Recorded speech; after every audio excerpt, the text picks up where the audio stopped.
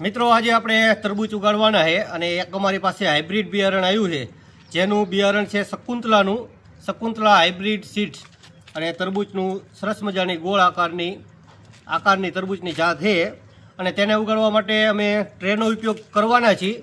તો અમે કેવી રીતના તરબૂચ ઉગાડવી છીએ તે તમારે જોવું હોય તો વિડીયોને પૂરો જરૂર જોજો।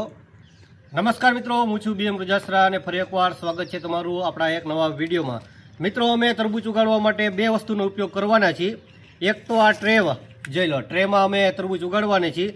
તેના માટે અમે લીધું છે કોકોપીટ અને ત્યાર પછી છાણિયું ખાતર, જેને બંનેને મિક્સ કરી અને અમે તરબૂચ ઉગાડશું ટ્રેમાં।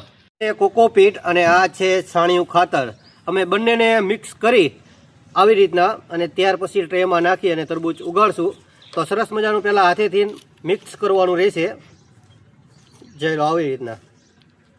એમાં વધુ તો કોકોપીટ રહેશે અને થોડું કોવાયેલું છાણિયું ખાતર છે અમારી પાસે।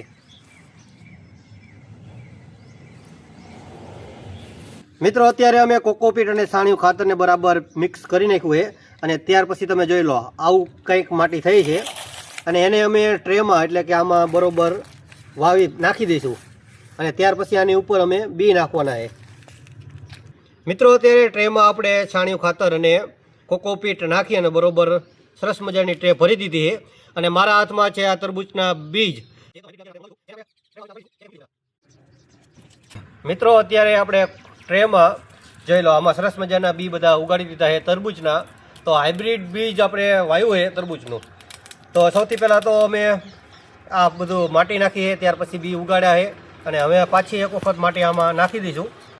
મિત્રો અત્યારે આપણે આ ટ્રેમાં તરબૂચના બી વાવી દીધા છે અને હવે એની ઉપર પણ પાછું કોકોપીટનું આવરણ પાથરી દીધું છે અને હવે આપણે આ કેળના છાંયે આને જ્યાં સુધી નહીં ઉગે ત્યાં સુધી રાખી દઈશું। તો ઝડપથી ઉગે એવી ભગવાનને પ્રાર્થના।